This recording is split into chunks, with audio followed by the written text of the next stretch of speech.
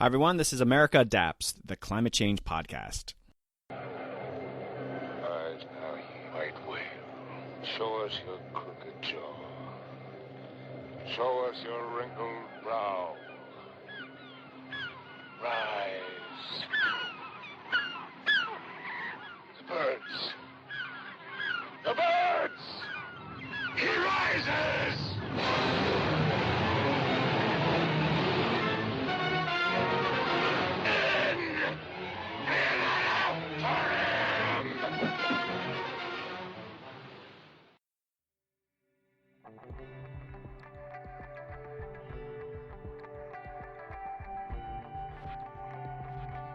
Hey, Adapters, welcome back. I have another great episode for you today. Andrew Lewin, the host of the podcast Speak Up for Blue, comes on to talk about ocean conservation. So Andrew is Canadian, and he's my second Canadian on the show.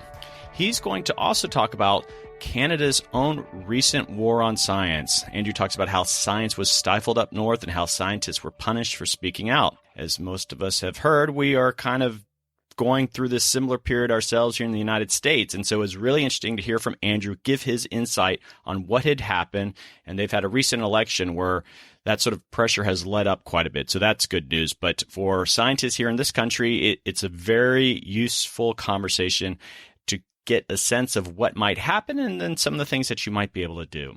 Okay, some other big news. The Science March just happened. I'm publishing this just a couple of days after the big Science March. I got to participate here in D.C. So some of my listeners participated in different places all over the country, and I asked them to share some photos on the Facebook page, my Facebook page, America Adapts. Thank you so much, Dan Siskin, for getting it rolling.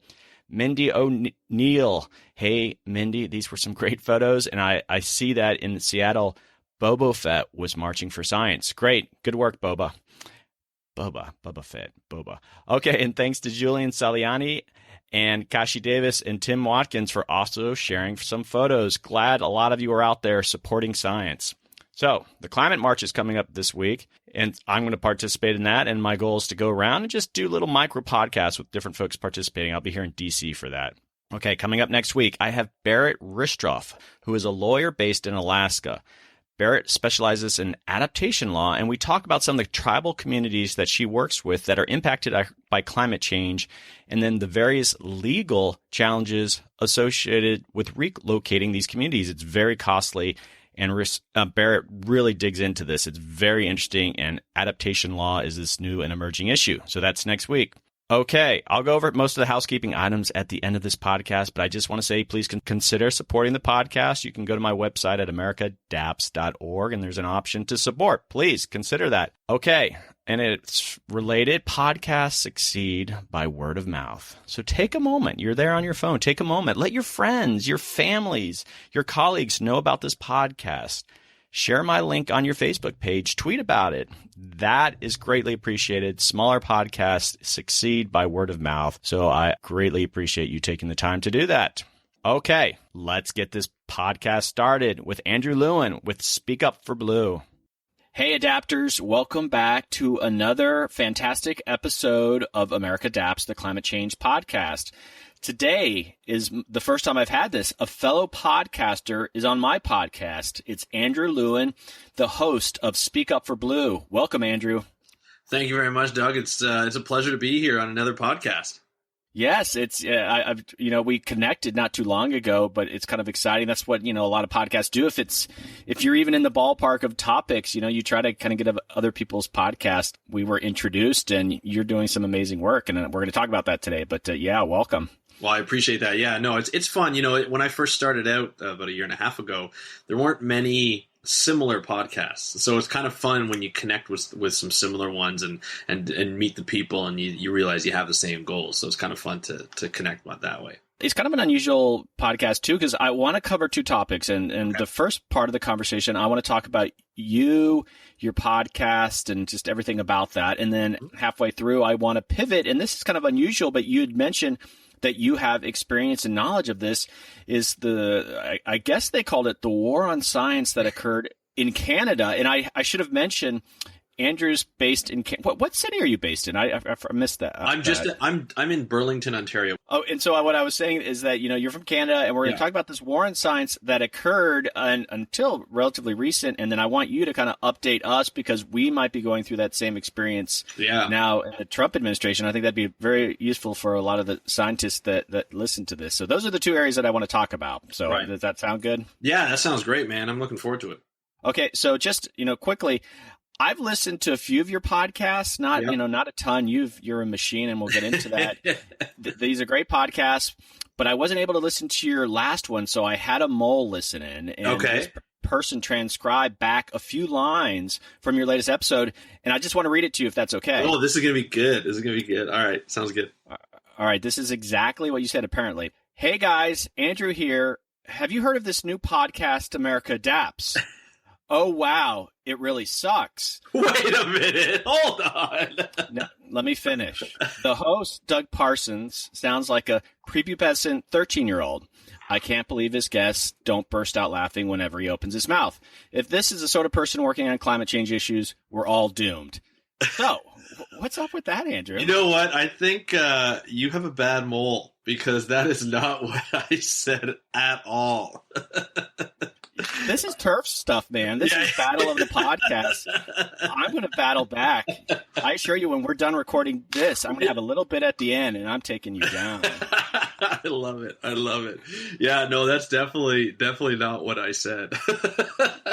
All right. Well, I'm reading between the lines. Yeah, I think so. All right. On that note, Andrew, what is Speak Up for Blue, your podcast? What is it all about? You know what? It's really a tool for me to make people aware of what's happening in the ocean.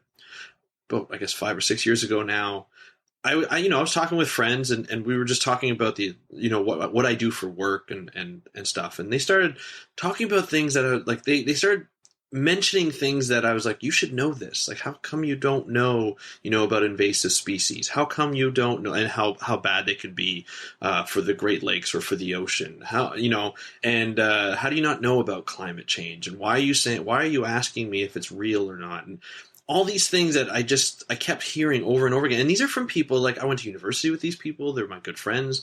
And they weren't saying it in a malicious kind of way. They just weren't aware. And it kind of got me angry. It's like, how come these, people don't know about this? It's all over the internet. You can read about it anytime. And then I realized, I'm like, you know what? There's just not a lot of information on it for the public, for regular people who, I always say regular people and not scientists. I don't mean it that way. But it's just people who aren't scientists and who don't really read about the ocean all the time. I mean, I am submersed, no pun intended. I am submersed in the ocean. That's all I do every day. When I'm looking for news, my Flipboard is all ocean stuff. Everything I do is about the ocean. That's what I think about. It's what I dream about, everything. So I realized quickly that, there's a lot of information out there. I have friends who are, from all different backgrounds and everything, who are just fascinated with fantasy sports. And they know so much about fantasy sports. And they look at me like, how come you don't know all this, like the numbers of each person and what they do? And why are you always in last place in the NFL pool when you should be in first place because you love the NFL? Well, I don't read it all day like they do. And so I realized quickly that people have other outlets to educate themselves. And so I looked around, I'm like, there's really not that much for ocean conservation. And especially in the podcasting community, there just wasn't a dedicated episode when I was looking around for ocean conservation. So I said, you know what? I like to talk.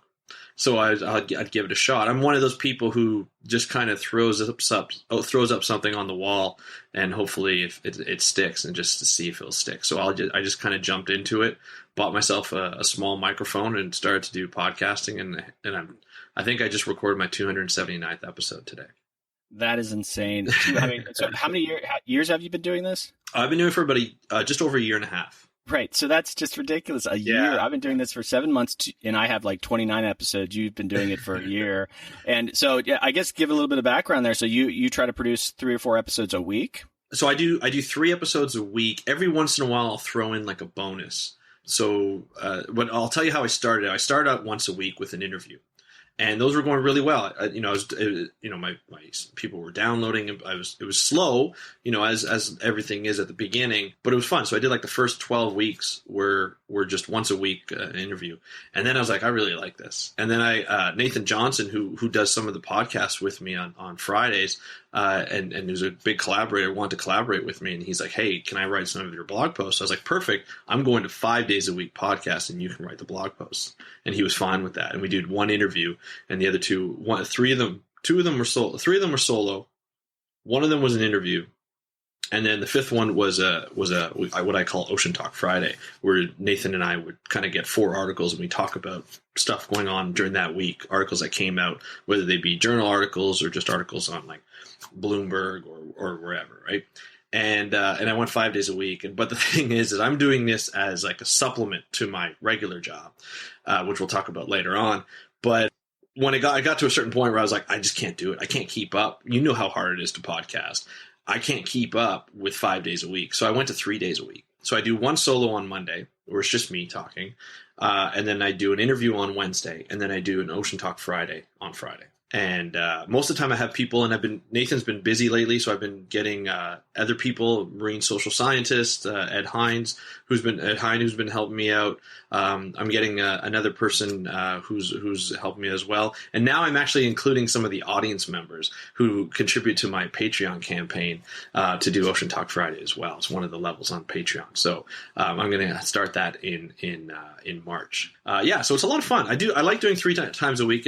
I do a lot of batch. I batch record a bunch of my solo ones, so I have it all out, and I have an assistant who helps me out with the editing and stuff, so I can just focus on the content.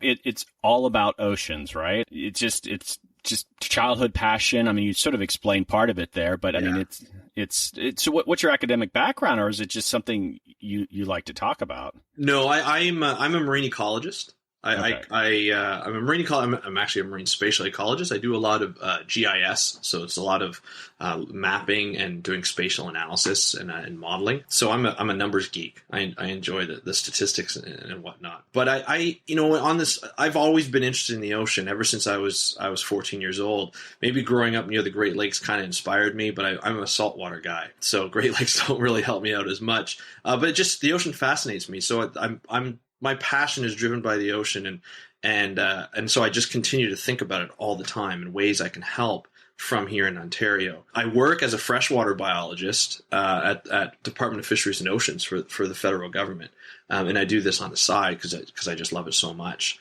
Eventually, it'll probably be my business full time, hopefully. But right now, it's just something that's just like a passion project of mine, and I enjoy it. But yeah, like I've connected with a lot of people. I'm on a couple of board of directors for one is an education organization, another one is a marine ocean planning organization, and then another one is a Canadian Society for Coastal Zone Canada. So I'm very enthralled into the marine conservation and science realm. Well, you do have an interesting model. I mean, you have that that's what it's called, Ocean Friday, or what's that? Is that right? Ocean Talk Friday. Yeah. Ocean Talk Friday. But then, what I've listened to is you have a variety of different segments. Like I listened to a 15-minute bit on Leo DiCaprio talking about climate change at the Oscars, but then you'll have these longer pieces where you're interviewing someone. I'm right now doing the weekly kind of a longer interview model with just a guest. But so you know what?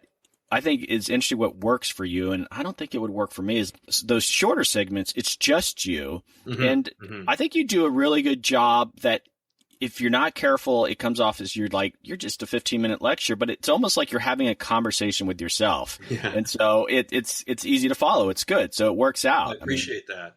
No. I was nervous about the solo one when I first started because I didn't want to come off as sort of this elitist telling people what to do. So a lot of times I will include sort of my ignorance in the matter. So sometimes I'll learn about something that's completely new to me and I'll start talking about it. So there's times where I'm like, hey, this may be right or might not be right.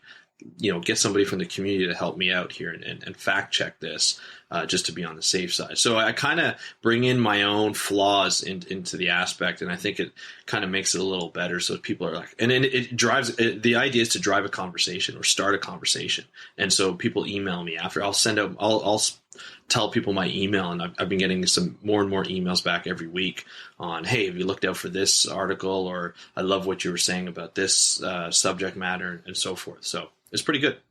Oh, the best part of the week for podcasters hearing from people that are listening, it's the random email and you're like, oh, what is this going to be? And so I'm sure you get tons of that. So yeah, it's getting more and more now. And I do, it makes me feel so good. It definitely does. Tell me about some of your guests. As you started the podcast, I'm not quite sure how you started to recruit people, just people you knew, but it's probably turned into something where you're probably getting to talk to world experts in the various areas of ocean conservation and ocean science. And so, I guess throw out some names. Who are you talking to? Start off with Judith Weiss, who is a sort of a coastal expert, mud flats and salt marshes and whatnot. And we spoke about a new book that she had out, and she's been amazing. And she was a friend of sort of the website speakupforblue.com before I started. It was basically a blog before I started the podcast. Dr. Craig McLean, who is the chief editor of deepseanews.com, which is essentially an outreach science communication portal for him and Deep Sea News, and he's got a bunch of different writers on there that are scientists from all over the world, which is a fantastic site too. I highly recommend that one to read. Andrew Thaler, who's the chief editor of southernfriedscience.com, another blog that's very, very similar but deals with a lot of fisheries issues and whatnot. So a lot of them were like people that I knew at the beginning, and then I started to know more and more people through the podcast. Angelo Villagomez, who works for Pew Charitable Trust, and he does a lot of, at the time we talked about shark conservation in small island states. I talked to Dr. Naomi Rose, who is an expert in marine mammal science, especially when it looks at orca captivity. So she came on early on in the podcast, life of the podcast, as explaining the science behind blackfish, which is to date my second highest downloaded episode. One of the best episodes. And she came back on at a conference that I did, where I did a one-on-one interview with her live on seaside pens for captive orcas when they decide to release us, and told us all about Keiko and the story behind Keiko and how it got misrepresented. Well, I had Dr. Carl Safina, who's a sort of an ocean conservation celebrity. We talked all about his career and how things have changed over the past 30, 40 years. In terms of how people, and you probably get this with some of your guests, is how people view experts now compared to back in the 80s. When a scientist of the PhD spoke, people listened. Now they try and discredit them, right, for their own purpose. So we talked a lot about that and about the tuna industry and fishing and all sorts of things like that. So people like that. I just interviewed for Dr. Ed Hines, who's done some Ocean Talk Friday stuff. He's a marine social scientist, so talking about how the fishing community and fishing people play a role in ocean conservation and marine management and fisheries management. Yeah, so it's all over the place. And what I've noticed is, for me, is I had to track down a bunch of people at the beginning. And I find now people are actually emailing me saying, hey, is there a chance that we can get on the podcast to discuss? So I think that's awesome. And some of the stories that we've looked at, Manga Bay, which is an online sort of magazine, I guess, or an online blog or website that it's almost like Scientific American, reached out to me to cover a couple of stories that I would like, because I do marine protected areas. That's my interest. And so I covered one of their stories, and they have a great website. So I've been covering more, and I'm scheduling an interview with one of their reporters on some of the stories that they choose and why they choose those stories and how those websites work. So it's really interesting how the relationships develop, and it's been a really great networking tool for me to get to know all these different people. Goals this year is to have some celebrities on. So Adrian Grenier, that's one of my goals. Another one, obviously, Dr. Sylvia Earle is another big goal. And so, yeah, a bunch of things. It's been a really interesting journey to interview a lot of people, and I love it. I love speaking with people. I love finding about what makes them so inspired and what drives their passion, and then how do they go about doing it. It's been pretty cool. Well, we'll pivot to that really quickly. I want to get to the war on science, but it's just a couple more things about the podcast. And, you're so organized. I asked you to find me your climate change related podcast. And so you created this SoundCloud. Now, can I use that link and share it in my show notes? Mm-hmm. All right. Please Beautiful. do. Yeah. Yeah. I think there's like a dozen here. And so let me just read out a few of them. So if people have a sense of, climate change is threaded throughout, ocean and climate change, sea bass responding to climate change, warming oceans can cause dead zones. There was the Leo DiCaprio one, Yep. Sea level rise increased underestimated according to science. So you're talking about some articles there. And so, I'm sure climate change could keep you busy, but, yeah, you touch upon it really well. And I guess what I want to ask you before we kind of move on is that what climate change impact really scares you the most in regards to oceans? Man, that's a good question. I would say sea level rise right now, because if you read, when you read and hear about the models that have been predicting sea level rise, you really see, like, in 50 years, there's going to be a huge rise, and a lot of places are going to be underwater, or parts of a lot of places are going to be underwater. And in 100 years, a lot more are going to be underwater. And that scares me, because what it is because when they talk about in the models, they talk about, oh yeah, there's going to be a global rise of a centimeter or a few millimeters. And that doesn't scare anybody, because it's only a few millimeters and centimeters globally. But think about the volume of that, what that would be globally. It would be huge. And certain places that are, just a little bit above seawater are going to feel the effects. They're going to lose a lot of land. A lot of islands are going to lose a lot of land. And Florida is going to lose a lot of land, especially with the loss of the Everglades, or the constant losing of the Everglades. So that scares me, because it doesn't scare many people. And people just kind of like, oh yeah, it's only a few millimeters or a couple centimeters or maybe a meter, whatever. That's not going to make a big difference. It will make a big difference. It's going to make a huge difference. It's already making a difference, where people in small island communities are having to move, like these tribes that don't live sort of in modern society are having to move islands because that they've been there for centuries, because they don't have any land left. So that's a serious thing, and people aren't taking it seriously. So that's why it scares me. But then you've got ocean acidification, and you got the almost 93% bleaching because of increased heat and seawater of the Great Barrier Reef. Like that's scary, right? That is House of Horrors all around. Jesus, yeah, and you don't know how much of that is going to recover and whatnot. It's just it's a nightmare. It really is. Well, I don't want to undercut sea level rise. It's obviously a big one. But you know what? To me, ocean acidification is this sleeper one. And like with at least sea level rise, you can see it coming. It's not going to happen tomorrow. But even if it happens 20 years from now, it's going to be catastrophic. But you can still flee. But like ocean acidification, I see at some moment, is there like just a flip off of the ecosystems. And there's literally nothing humans could do take that acid out of that water. So that, right. To me, it's a huge X factor. Oh, it is. It really is. And that's the one that's going to have a lot of damage on the economy, especially like the fishing and aquaculture economy for shellfish. And it already has, right? Was it in Seattle or Vancouver?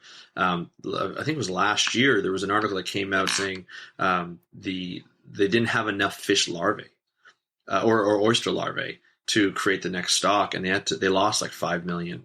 I think they lost like $5 million or something like that in one batch, or 5 million larvae or something like that. It was something ridiculous where they had to lay off a bunch of people from this that's very historically productive aquaculture facility that fed most of the western seaboard. So you were already seeing it, right? And areas that are hotspots for it are the north. One of those areas are the northwest, where there's a lot of those aquaculture facilities where you get upwelling and it's more acid water. Or acidic water, and so that's really affecting the oyster beds in there. So yeah, you're going to see the biggest economic impact, but we don't see it with our eyes. You're right, we don't see it with our eyes. On that positive note, I wanted to end on an anecdote. You told me that you're starting to travel around a bit. You're going to conferences and such, and that you've done so many episodes, and there's so few voices in these podcasts for these topics that I found that I filled in a vacuum on climate change. Is that you have become a bit of a voice celebrity, right? You'll go to these events and people will be like, hey, It's Andrew from Speak Up Yeah. for Blue, right? Yeah, like I went to a conference, really my first conference that I went to after having the podcast for about a year. And I got this microphone that I'm speaking on now, and it gives a lot of bass to my voice, which I love. It gives me that radio voice. When I went to the conference, I walked by somebody, I guess I was talking, and they're like, that voice. I know that voice. And I'm like, what? And they're like, you have a podcast, don't you? And they guessed what it was. And there were other people. Yeah, I did a workshop on podcasting and how other people can do podcasting. And somebody walked into the conference who had nothing to do with the conference, walked in and saw my slide with my cover art for iTunes. And they're like, I just listened to that on the way in.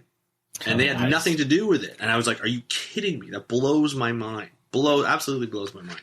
So it's kind of fun. Yes, you got that smooth, silky voice, Andrew, so it works to your advantage. Like that good baritone, yeah.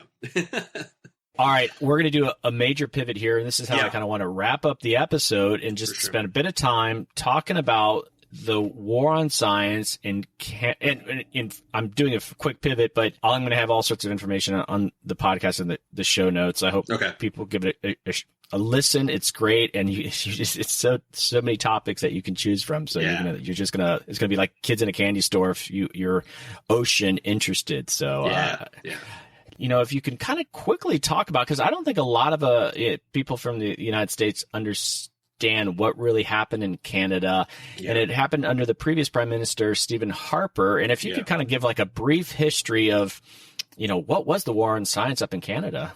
Yeah, it really revolved around economy first and nothing else second.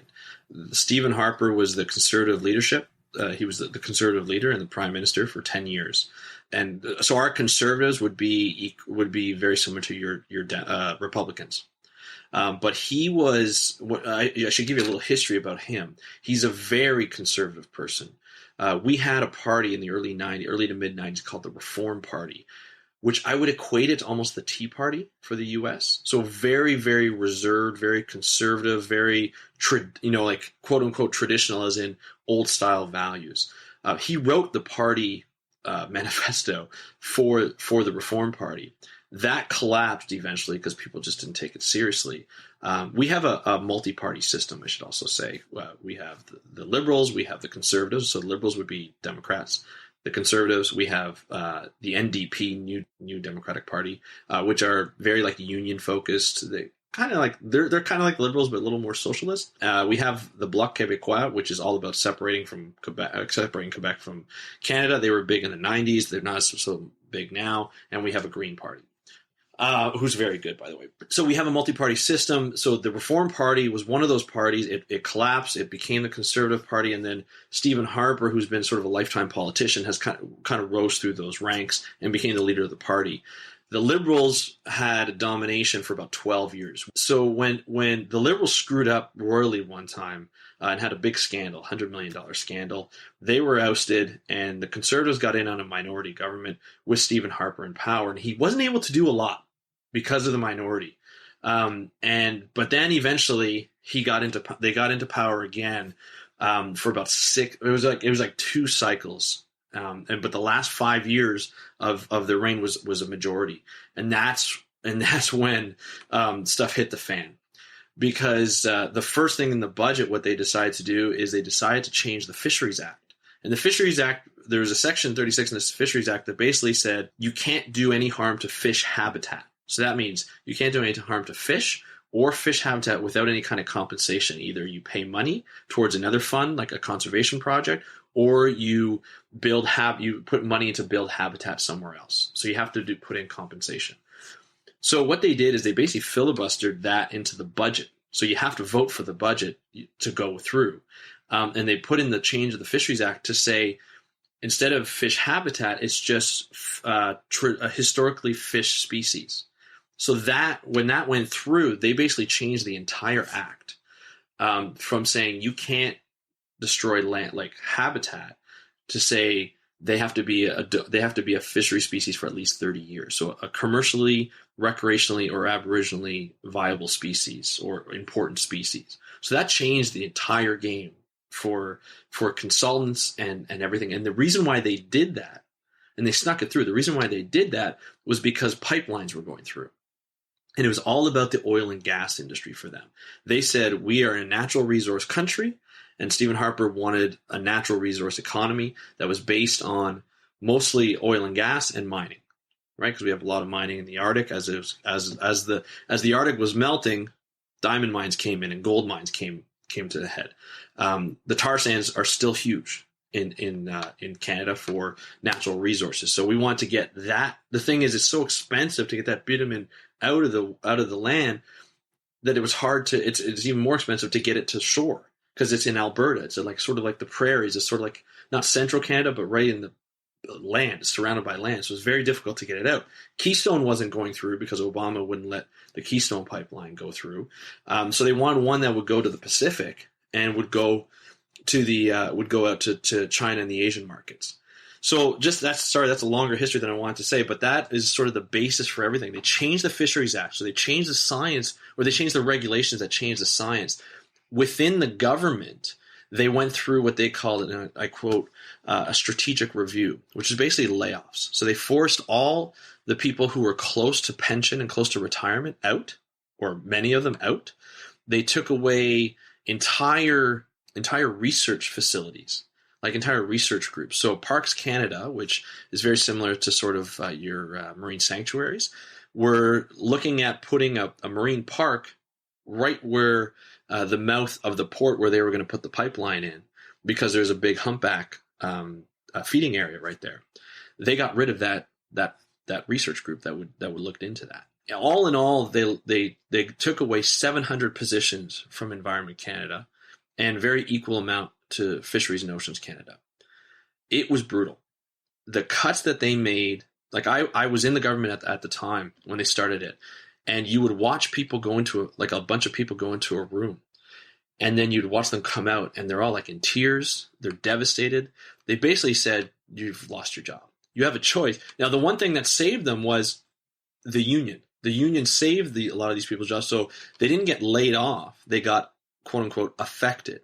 So essentially, if they could find a new position in the way the restructuring was going, so they got rid of the fish habitat group that would work with the consultants and developers to make sure that they weren't destroying the land. They got rid of that group and they put in the Fisheries Protection Program, which was to cater under the new Fisheries Act. So only for fish and fishing species and so forth. So all that, with the strategic review and the cuts to people's jobs and no hiring, like a hiring freeze, was coupled by nobody could talk about anything. They silenced the science. We couldn't go on social media. We couldn't share things. We couldn't talk about things to the public. There was a climate change conference in Montreal. So you'd think, climate change in Canada conference, we have some of the best climate change scientists in the world. We're going to this, that are going to this. They were part of Environment Canada, one of the other departments that's equal to, say, your EPA. And they were going to this conference, so they're going to be asking questions, right? Climate change was coming to a huge point in time where, the inconvenient truth came out, and everybody wants to know about climate change and want to hear from our government scientists. Each government scientist that was good in climate change, they weren't allowed to talk to the press unless they were talked to their accompanying PR person. And so they had a script that they had to say. They couldn't say anything else. And then there was the other part was there was, salmon's a huge issue over in BC. Sometimes, the salmon will come back, coho salmon, Pacific salmon will come back, and there's like 11 million of them coming back from the ocean to spawn. And then sometimes it's only 1 million. We still don't know what was happening. A government scientist at Fisheries and Oceans Canada came up with, had a publication in Science. It's either Science or Nature. I think it was Science magazine, which is like, for a science publication, that is huge, right? For a scientist to get it published. It was on the cover. So she basically found that there was a parasite from the aquaculture facilities, the open pen aquaculture facilities, that got into the wild and was affecting the Pacific and coho salmon. So there was a huge commission, what they called the Cohen Commission. It was a huge investigation of what was happening and this and that. She came up. She had this article. There's basically a science article which is open. It's supposed to be shared within the science community. It's supposed to be replicated based on the methods. And that went out. That went published. That was fine. Science magazine wanted to publish it, and they wanted to have a lot of PR on it. So they lined up about 26 reporters, 25 to 26 reporters to interview this scientist, this woman scientist. And the government kiboshed the whole thing. They said, no, you're not allowed to interview. You're not allowed to talk about it at all. So not only was she not allowed to talk about it, but afterwards, they went through all of her budget items and what she was doing. And what she was doing, she was running a service to help raise money for her science. She was being pretty innovative the way I see it. And she was running, because she knew a lot about parasites on fish, she was running tests for the aquaculture facilities in BC. And so she would hire students and whatnot to run these things. Well, the government said you can't fund your research based on outside money. It had to be only DFO money. So they restricted her DFO money further. So she couldn't do research on it. So that's what was going on behind the scenes while Harper was in power.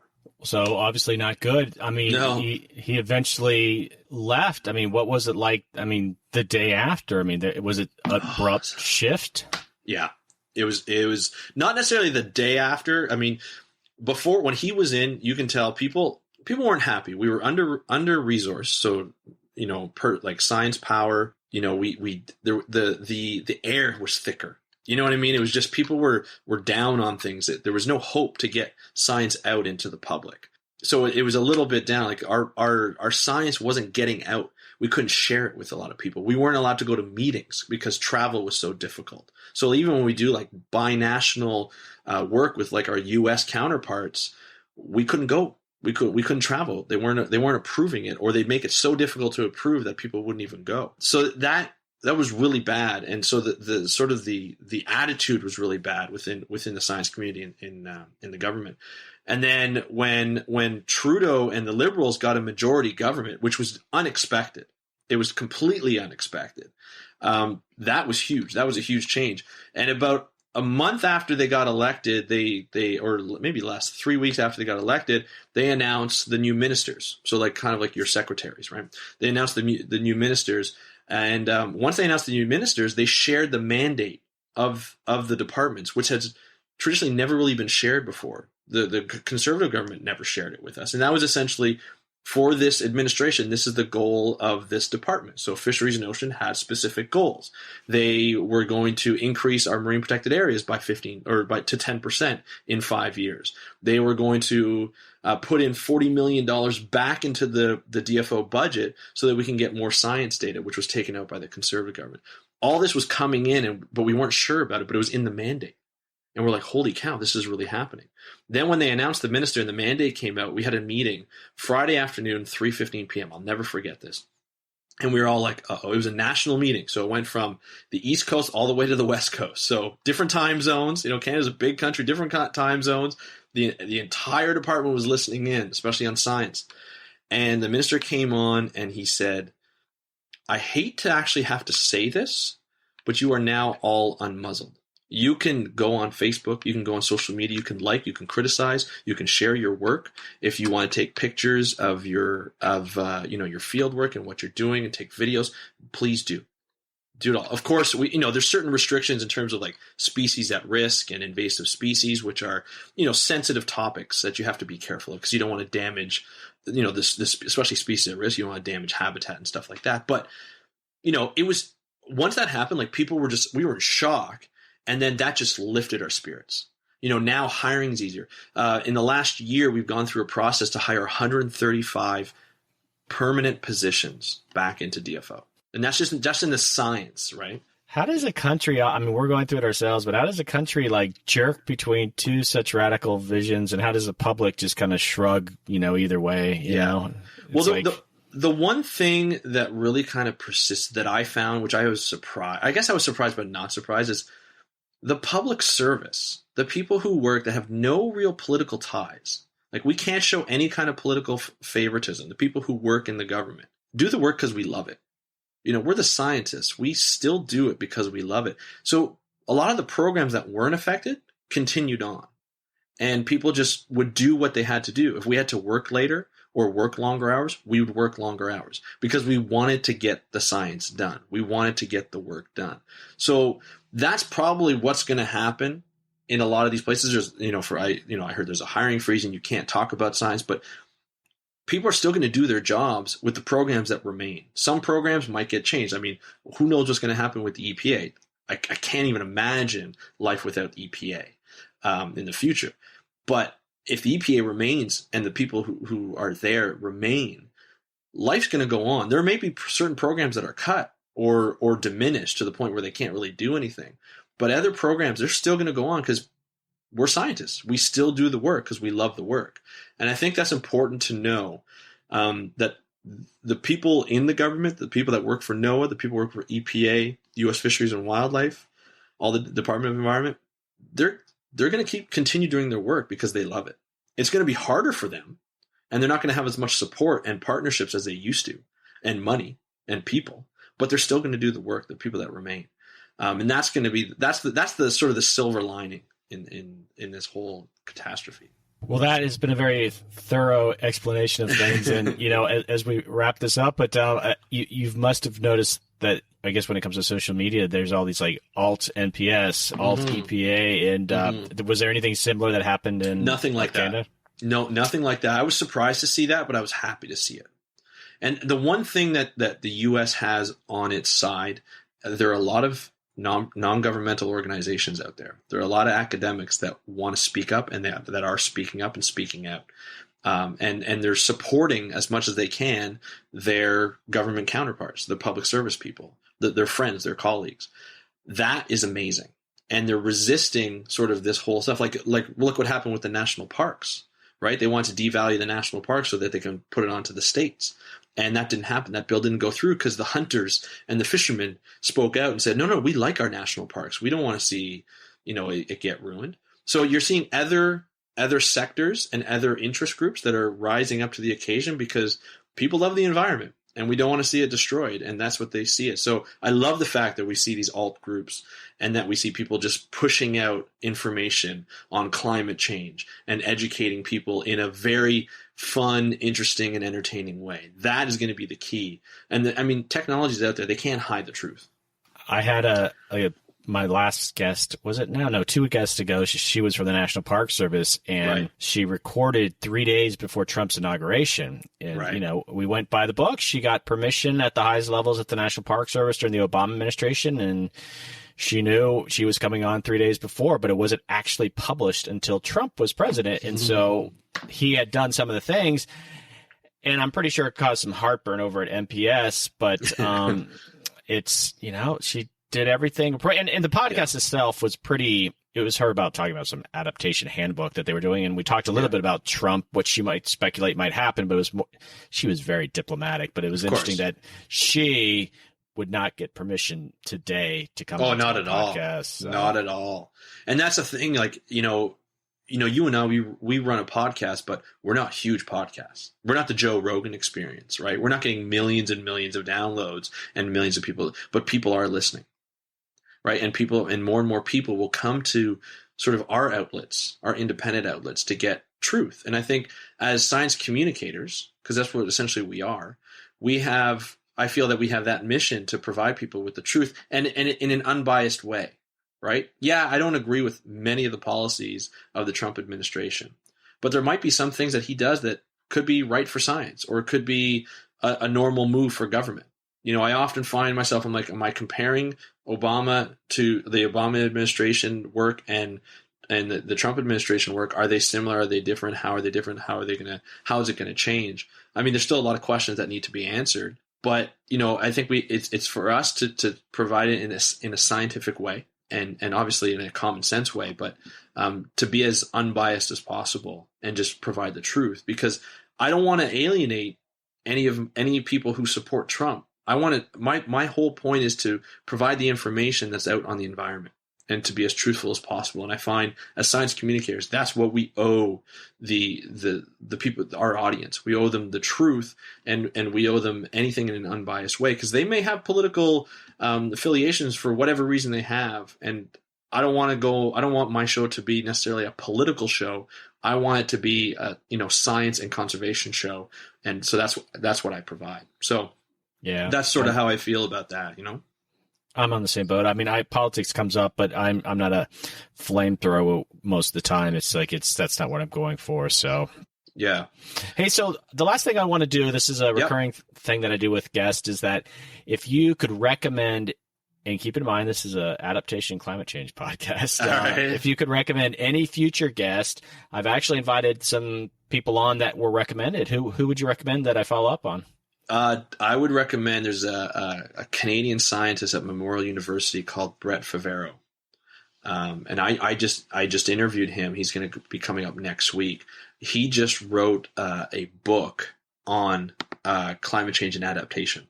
So it's basically how people can be how you can be a carbon hero, I think is what it's called. And it's the Carbon Code, How You Can Become a Climate Change Hero. And it's a book that's coming out in May. And he's a fantastic person. He does fisheries biology, but he's a conservation biologist. So he wrote this book basically for the average Joe and Jane that want to do something and be healthy for the environment and for themselves and save money and be a climate change hero. So I would recommend Brett Favero. All right. That sounds pretty cool. I think probably maybe the timing would be better closer to the book launch. It's always good to kind of go coordinate that. All right. Excellent. Yeah, absolutely. So any final thoughts before we sign off? Not really. I think the biggest thing, that I would recommend to your audience is start small, right? If you want to adapt, start small, just do things that you can do one thing at a time and then build on that. Do the changes, small changes, like I mentioned. Stop using single-use plastic that uses oil to create. Change your light bulbs to LEDs. Slowly, if you have to, or all together if you can afford it.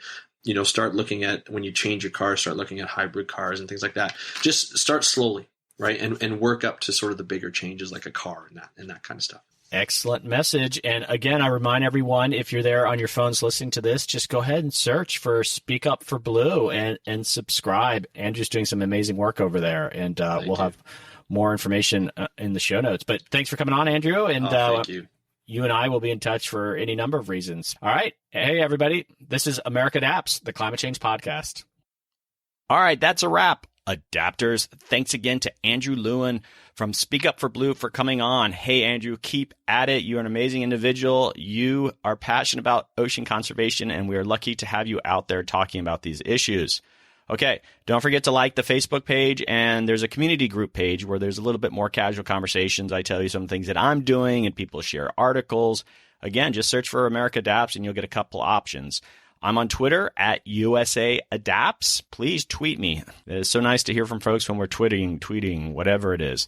All right. That sounded really lame, like I was out of touch. I know it's tweeting and it's Twitter. Okay. All right. Again, next week, I have Barrett Ristroff, who's going to be talking about tribal communities in Alaska. We're going to be talking climate change and adaptation law and all these different things that are going to happen as communities start to have to be translocated to other areas. And we also talk about, could we learn some lessons from these very tiny communities, and could they be applied at some of these larger urban areas that are experiencing it too? What are they going to have to do to actually move people if it gets down to that? And again, thanks to all of you, my listeners. Don't forget to send me emails if you have ideas for guests, or if you just want to say hi.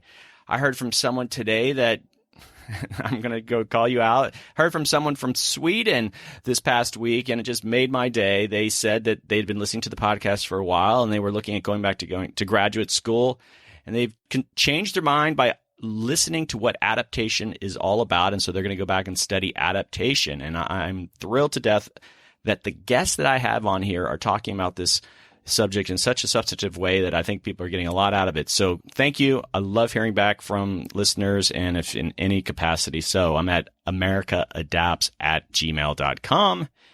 And again, please subscribe on iTunes. I think most of you are getting this from iTunes. And also write a review. I say this every time, and I know you're out there, and I know I have a lot more listeners than the reviews, and you want to do it. You're just like, oh, I'll do it when I get home. Do it right now. Just go to iTunes. And they make it a little bit more complicated than it should, but just go in there, rate it, say something, be honest, and it would be greatly appreciated. Okay.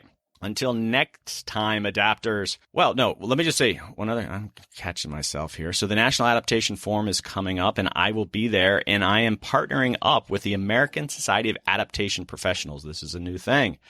I'm very excited about this. They'll be sharing the podcast on their website and their newsletters, and at the forum, I'll be partnering with them, and I'll be doing micro podcasts at the forum, talking to people at the event, with the goal to sharing these podcasts on a nightly basis. So it's going to be on me to try to get these out very quickly. So if they sound a little rough, that's because I had to get them out very quickly. Really looking forward to that. Beth Gibbons, who's the managing director of it, ASAP, it is going to be very exciting partnering with them, and you'll probably hear more from them on this podcast. You know, they have a membership with a lot of great and interesting adaptation experts, and so it's just like, oh, I can pick and choose all these different great experts that are over there to come on the podcast. And so that's coming up. And on that note, remember, adaptation is not a fire drill for climate change. It's the real thing. And thank you all so much for listening in. Until next time, this is America Adapts.